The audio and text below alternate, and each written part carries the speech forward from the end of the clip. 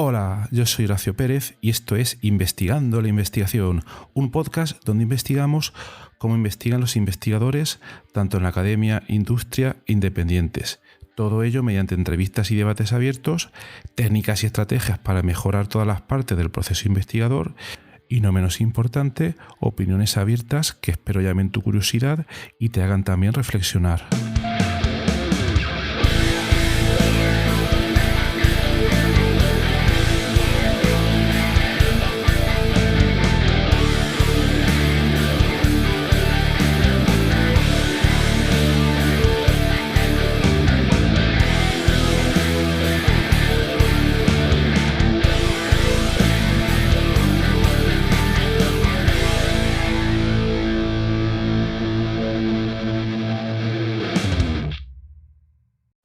Hola, hoy es lunes 30 de mayo de 2022. En cuanto a las efemérides científicas e investigadoras, tal día como hoy, un 30 de mayo de 1912, nacía en Nueva York Julius Axelrod, un bioquímico estadounidense, el cual fue galardonado con el Premio Nobel de Fisiología o Medicina en el año 1970. Julius dedicó gran parte de su vida a investigar los mecanismos relacionados con las transmisiones químicas en las terminaciones nerviosas y también los mecanismos de almacenaje y de inactivación de los neurotransmisores. Tuvo una gran cantidad de publicaciones y dejó un gran legado en el campo de las neurociencias. Bueno, y en cuanto al episodio de hoy, como todos los lunes, tenemos un episodio de preguntas y respuestas. Pero antes de eso, como os acordaréis, el lunes pasado empezamos el sorteo de un ejemplar del libro Antifrágil y para ello tenéis que participar en responder a la pregunta siguiente. En relación al tema de gestión personal de conocimiento o PKM en inglés, ¿pensáis que es un hype que está a punto de desmoronarse y caer por su propio peso? ¿O al contrario pensáis que es el comienzo de algo más, como pasó en su día con el comienzo de GTD y que va a derivar en alguna otra dirección? Bien, pues esa era la pregunta y algunos de vosotros pues habéis hecho llegar vuestras respuestas pues a través del número móvil de WhatsApp que os puse, otros a través de Telegram y algunos menos a través de Anchor.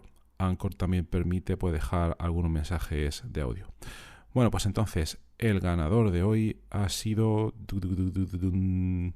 Carlos Rodríguez desde Colombia. Muchas gracias, Carlos, por la interesante respuesta. Ponemos tu respuesta a la pregunta a continuación en el audio que nos han mandado. Hola, entonces respondiendo a la pregunta,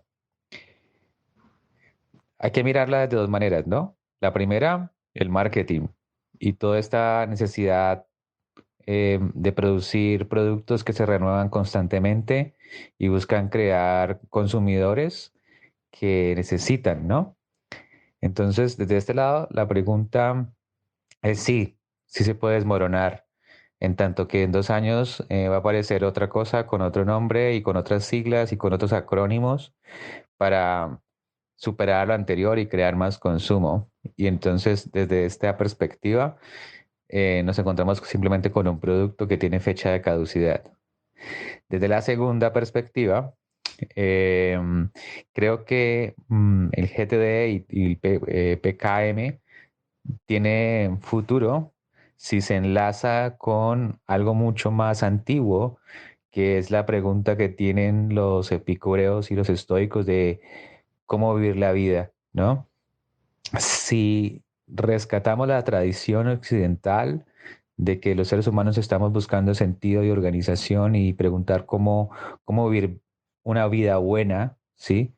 Em, PKM y GTD tiene sentido porque no es más que una reencarnación de una pregunta que nos hemos hecho y que es muy profunda y que nunca va a tener una respuesta total, pero que vale la pena responder y que vale la pena cómo organizar el tiempo, cómo vivir la vida, cómo hacer las cosas de manera más satisfactoria, cómo ser más feliz. Y desde allí entonces nunca va a concluirse y tiene toda la potencia de responderse, ya no desde un sustrato tan filosófico, sino también uniéndolo a aplicaciones, pensar el tiempo, la productividad, y allí se vuelve muy potente. Bueno, pues muchas gracias, Carlos, por la respuesta, y dentro de poco recibirás una copia física de este libro tan interesante, Antifrágil, que a ver si algún día más tarde lo comentamos en el podcast. Tiene algunas lecciones bastante interesantes. Bueno, bien, pues vamos entonces con las preguntas que nos han mandado los oyentes. Ya sabéis que tenéis muchas maneras de poder mandar esas preguntas. Una de ellas, la más fácil, es quizás si os metéis a la página web horacio-ps.com y tenéis un formulario para dejar vuestras preguntas. También tenéis un enlace al Telegram, etcétera. También lo podéis dejar a través de la comunidad de Discord, como queráis. Bueno, vamos a la primera de ellas. María, desde Cádiz, nos pregunta: hola, he escuchado el episodio número 150, el que está relacionado con si los grupos de investigación pueden pitchear sus propuestas de proyectos, etcétera. Me ha parecido un episodio interesante y reflexivo, pero me gustaría saber cuáles son algunos casos normales de éxito o situaciones más o menos normales en que, sin tener en cuenta estas situaciones de pitcheo, un grupo de investigación podría transmitir su propuesta de startup, o cuando estuviera convertida en startup o biotech, dar esos primeros pasos. Gracias. Bien, pues hay varias maneras en que esto puede suceder. No existe todavía, aunque tiempo al tiempo, esta situación en el que el grupo de investigación pitchea su proyecto de investigación para conseguir ese dinero, pero se están dando algunos pasos muy interesantes en esa dirección, como comentamos en ese episodio, y uno de ellos está relacionado con la ciencia descentralizada. Atención, que mañana que es 31 de mayo, vamos a tener un episodio súper interesante con una entrevista a un referente en el tema de la ciencia descentralizada. Así que atentos a ese episodio, a esa entrevista. Pero bueno, para responder a la pregunta, bien, los pasos posteriores o algunos de los primeros pasos que puede dar un grupo de investigación, pasos que ya se conocen, pasos establecidos, es a lo que me refiero, para poder hacer un intento de comercialización de su tecnología. Para que se vean el ejemplo claro, voy a centrarme en los casos de biotech, en caso de que, por ejemplo, es un grupo que está desarrollando una molécula que puede actuar como fármaco, ¿vale? Por centrarme en un caso. Bien, pues ahí tenemos, a día de hoy, existen una serie de convocatorias de financiación de proyectos de transferencia tecnológica. Por ejemplo, uno de ellos, de la Agencia Estatal de Investigación, tenéis la convocatoria de prueba de concepto, que este año está en su segunda edición y que cierra dentro de un par de días. Y bueno, es una convocatoria que se presta muy bien a que si ya os han dado un proyecto del Plan Nacional en la convocatoria de 2018 y habéis encontrado alguna molécula interesante, ya digo que me ciño al ejemplo este que estoy comentando, pero la idea se puede aplicar o ampliar a muchos otros contextos. Entonces podéis aplicar un proyecto en esta convocatoria donde pedís una financiación para dar los próximos pasos, no de desarrollo científico, sino de comercialización de esa tecnología, de esa molécula en este caso. Imaginad, por ejemplo, que vuestra molécula ha demostrado eficacia in vivo en un modelo en ratón, por decir algo. Entonces aquí lo que podéis pedir es financiación para buscar más financiación adicional para realizar ensayos clínicos o realizar algún tipo de modelo in vivo adicional, etcétera, etcétera, que pudiera conferir más valor a esa molécula. Entonces está esta convocatoria. Luego, quizás a nivel regional, por ejemplo, en la región de Murcia tenemos la convocatoria prueba de concepto de la Fundación Séneca, y en otras comunidades autónomas es posible que existan otras convocatorias parecidas. Aquí la desventaja es que hay que esperar, hay que echar el proyecto, hay que esperar, etcétera, etcétera. Y puede pasar muchísimo tiempo, como comentamos en ese episodio, en el episodio 150. Entonces, algunos pasos más adelante, existen otras opciones. Por ejemplo, La Fundación La Caixa tiene una convocatoria muy interesante que se llama Caixa Impulse. Y efectivamente esta convocatoria financia este tipo de proyectos. Igual que comentábamos en esa prueba de concepto anterior, también financia ese mismo tipo de proyectos. Quizás en este caso, este tipo de proyectos de la Caixa, al presentar la idea científica, mejor dicho, esa idea donde se quiere dar un paso más hacia el mercado, hay que tener una visión mayor de negocio que en los proyectos de la Agencia Estatal de Investigación, porque se pide normalmente que ya haya un equipo de desarrollo en torno a la transferencia tecnológica de esa molécula y que haya un estudio previo del mercado, etcétera. Entonces, aquí estaríamos un poco más casi en el paso previo a fundar una biotech. Yo he sido evaluador de esta convocatoria, he visto proyectos bastante interesantes que se han presentado y el consejo sería, bien, hay que tener un resultado científico previo interesante, pero no fijarse tantísimo en la ciencia, sino tener un equipo investigador y también de transferencia tecnológica importante, rodearte de esa parte, si no, por muy interesante que sea tu molécula, pero si no demuestras que vas a intentar dar un paso para adentrarte en el mercado, posiblemente pues no vaya a tener éxito. Y el tipo de dinero que se puede pedir aquí puede ser quizás para esos primeros pasos de creación y consolidación temprana pues de una biotech. Entonces esa sería pues una opción bastante interesante y que yo conozca a nivel nacional aquí en España, pues es una de las convocatorias clásicas.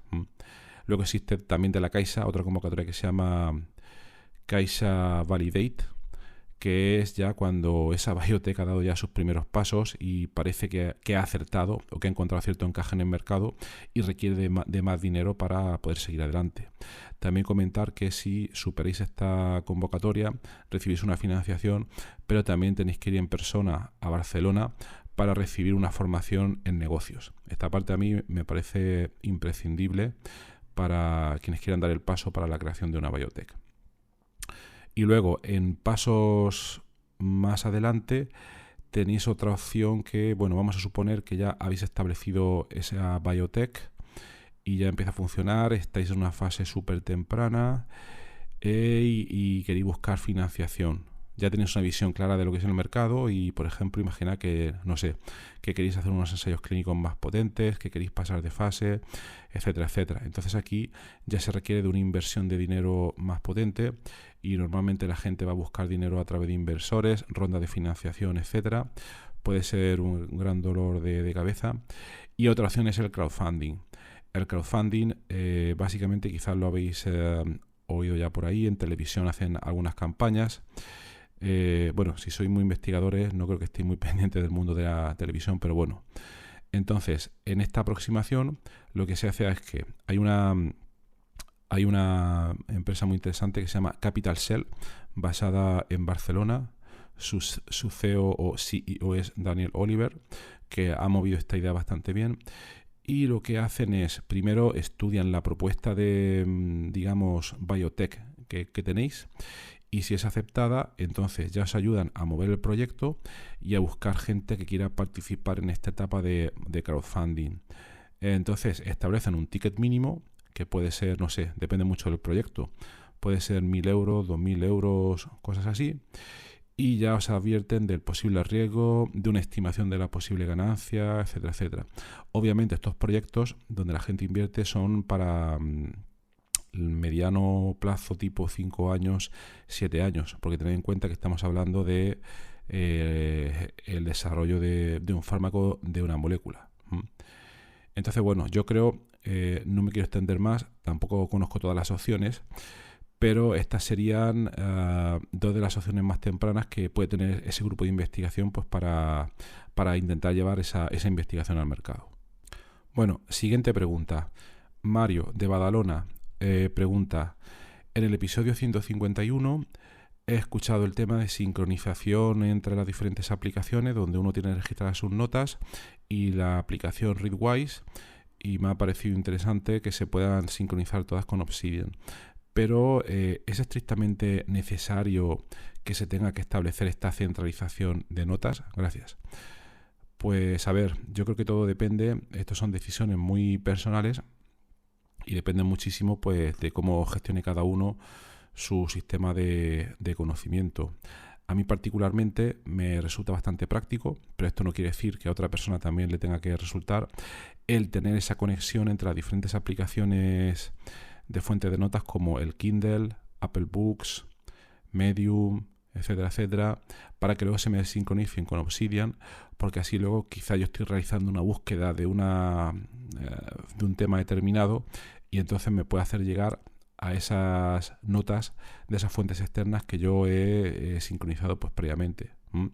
Pero no es estrictamente necesario ni muchísimo menos. Si uno tiene un sistema de trabajo en el cual es consciente de dónde tiene todas esas fuentes de notas y las sabe administrar bien y sin ningún problema, entonces no necesitaría este tipo de herramienta. Entonces yo creo que vamos aquí un poco a lo de siempre. Se trata siempre de una decisión totalmente personal con la que uno se sienta totalmente cómodo. No tiene por qué funcionarle a todo el mundo. Bien, entonces bueno, espero que eso sirva como respuesta.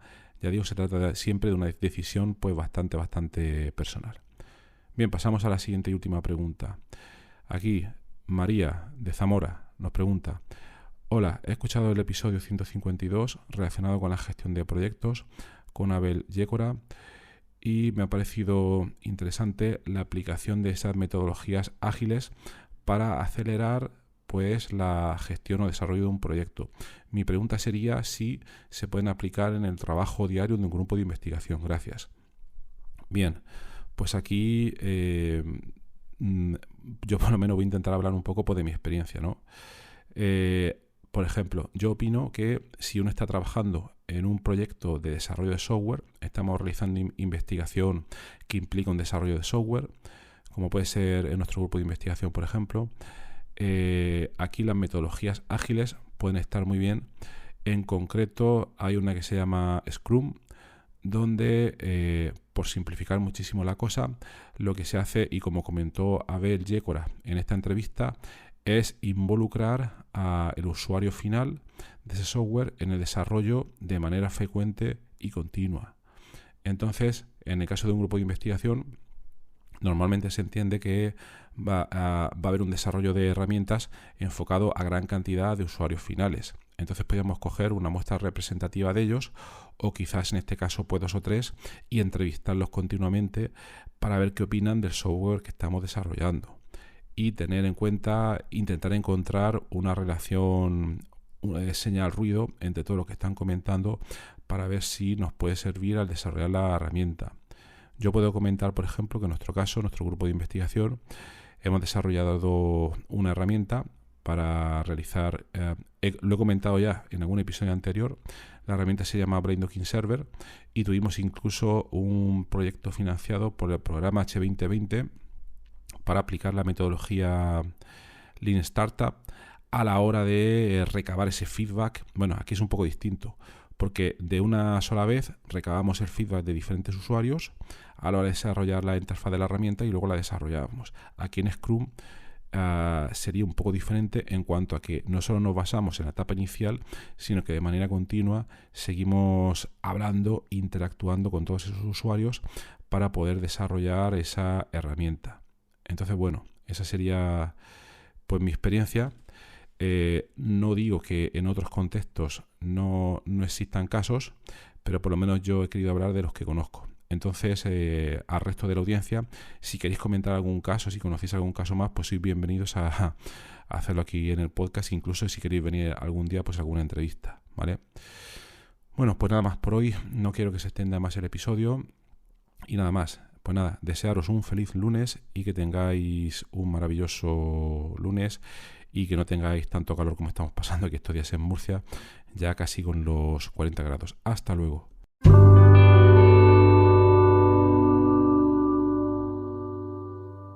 Muchísimas gracias por haber escuchado hoy este episodio del podcast Investigando la Investigación, y también sobre todo gracias por haber llegado hasta aquí, porque esto ya es el final del episodio del podcast. Si ya conoces el podcast y me conoces a mí, pues esta parte ya te la puedes saltar, pero si acabas de llegar al podcast y quieres saber un poco más sobre él, te recomiendo que te quedes solo un momento.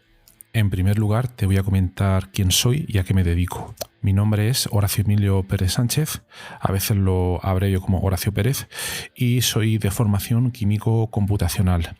Actualmente estoy contratado en la Universidad Católica de Murcia, UCAM, donde me dedico a tareas de investigación. Soy actualmente el investigador principal del grupo de investigación en bioinformática estructural y computación de altas prestaciones, donde nos dedicamos a desarrollar métodos avanzados de descubrimiento de fármacos, a implementarlos en supercomputadores debido a la gran cantidad de cálculos que estos tienen que realizar, y además proporcionamos acceso a dichos métodos a través de servidores web o a través de otro tipo de herramientas bioinformáticas. Al mismo tiempo, aplicamos dichos métodos a problemas relevantes dentro del descubrimiento de nuevos fármacos, y los compuestos que descubrimos los patentamos y los licenciamos a diversas empresas. También soy docente en diversos grados en la UCAM, como puede ser el grado en farmacia, el grado en ingeniería informática y el grado en medicina.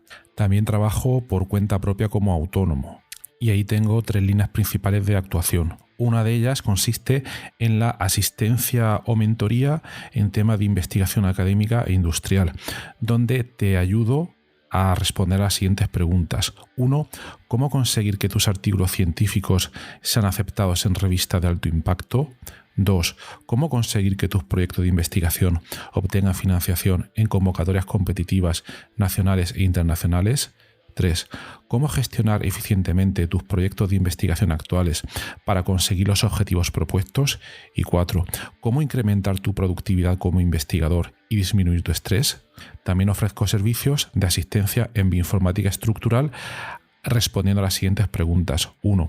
¿Cómo descubrir compuestos bioactivos en diversos contextos, tanto farmacológicos, nutracéuticos o agrícolas, etc.? 2. ¿Cómo proponer y validar modelos moleculares para sistemas biológicos? 3. ¿Cómo acelerar drásticamente la ejecución de cálculos complejos y costosos? Y 4. ¿Cómo permitir que usuarios con conocimientos informáticos mínimos puedan acceder y sacar rendimiento fácilmente a herramientas científicas complejas? Y por último, también me dedico al desarrollo de diversas herramientas de software para temas de productividad, los cuales iré informando durante los diversos episodios de este podcast. En cuanto al podcast, como os podéis hacer quizás una idea si habéis llegado hasta aquí y habéis escuchado alguno de los episodios, mi intención e interés es divulgar la investigación que se hace en muy diferentes contextos, tanto a nivel académico como a nivel industrial, porque el tema de divulgación académica e industrial pienso que no se le da la suficiente importancia, y también el trabajo que realizan investigadores autónomos y diversos colectivos. Además, doy especial hincapié en el tema de la bioinformática estructural a la hora de divulgar también la investigación que realizamos en nuestro grupo. Por otra parte, también tratamos temas de productividad y todo tipo de herramientas que nos puedan ayudar a mejorar todos los procesos necesarios para poder realizar una investigación en condiciones y con un rendimiento adecuado. Si escucháis el primer episodio del podcast, que es en realidad el tráiler, ahí tenéis algunos detalles más, pero bueno, esa sería la idea principal. Por último, también quisiera mencionar que tenemos una comunidad de Discord organizada en torno al podcast. En la mayoría de las notas del programa, de los episodios, tienen los detalles para acceder a esta comunidad.